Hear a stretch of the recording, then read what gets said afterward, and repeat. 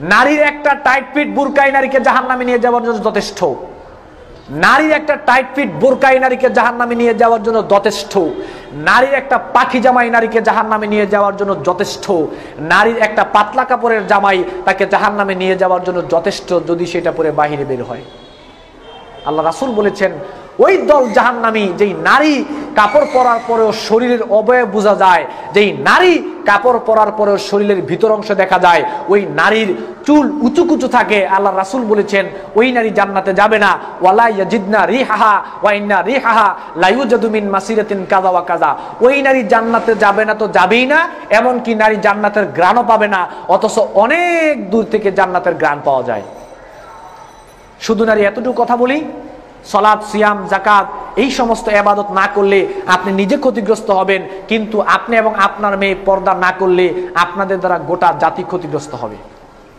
যতগুলো পুরুষ আপনার বেপরদার কারণে গুনাহ করবে, তার সমান সমান গুনাহ আল্লাহ রাব্বুল আলামিন আপনার আমলনামায় লিখে দিবেন। হাদিস বুখারী মুসলিমের, ওয়া মানিবতাদা বিদআতান দালালাতান লা ইয়ারদাহাল্লাহু কানা আলাইহি মিনাল ইসমি লা ইয়ানকুসু যালিক মিন আসামিম শাইআ।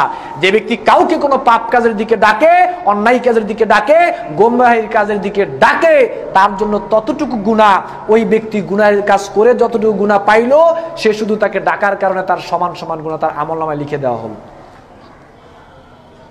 সুতরাং নারীদেরকে বিশেষভাবে অনুরোধ করছি, আসুন আমরা সবাই আবার পর্দার আবরণে ফিরে আসি, পর্দার ভিতরে চলে আসি।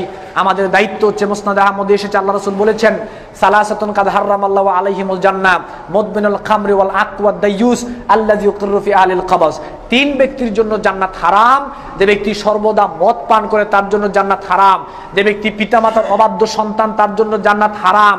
আর ওই গার্জিয়ান যেই পরিবারে পর্দা নাই, যেই পরিবারে পর্দা নাই, যেই পরিবারে পর্দা নাই, স্ত্রী কোথায় যায় স্বামী খেয়াল রাখে না, সন্তান মেয়ে কোথায় যায় স্বামী স্ত্রী খেয়াল রাখে না, পর্দার কোনো ধার ধারে না, ওই দায়ুসের জন্য জান্নাত হারাম। আল্লাহ রাসূল এই কথাটা বলেছেন। সম্মানিত উপস্থিতি এবং যারা মহিলা রয়েছেন, আসুন আমরা সবাই আমাদের জীবনকে পরকাল কেন্দ্রিক সাজাই। এই দুনিয়াকে তুচ্ছ মনে করে, এই দুনিয়ার উপরে আখিরাতকে প্রাধান্য দিয়ে আমরা আমাদের জীবনের প্রত্যেকটা ক্ষেত্রে আমরা আখিরাতকে প্রাধান্য দিব। দুনিয়ায় জীবন যাপন করব, যেখানেই থাকি না কেন, যে কোনো কাজ করি না কেন, আমাদের টার্গেট হবে আখিরাত। আল্লাহ রাব্বুল আলামিন আমাদের সবাইকে তৌফিক দান করুন, আমরা বলি আমিন। আজকের জামানায় বাংলাদেশে যে অবস্থা চলছে, এই অবস্থার সমাধান একটাই, আল্লাহর সাথে সমঝোতা করতে হবে, কোরআনের সাথে সমঝোতা করতে হবে। সবাইকে পরকাল কেন্দ্রিক জীবন যাপন করে, পরকাল কেন্দ্রিক সিদ্ধান্ত নিয়ে, পরকাল কেন্দ্রিক সিদ্ধান্তকে মেনে নিয়ে আমাদেরকে জীবন যাপন করতে হবে। তাহলেই আমাদের এই সংকট দূর হবে। আল্লাহ রাব্বুল আলামিন আমাদের সেই তৌফিক দান করুন, আমরা বলি আমিন। ওয়া আখিরু দাওয়ানা আলহামদুলিল্লাহ।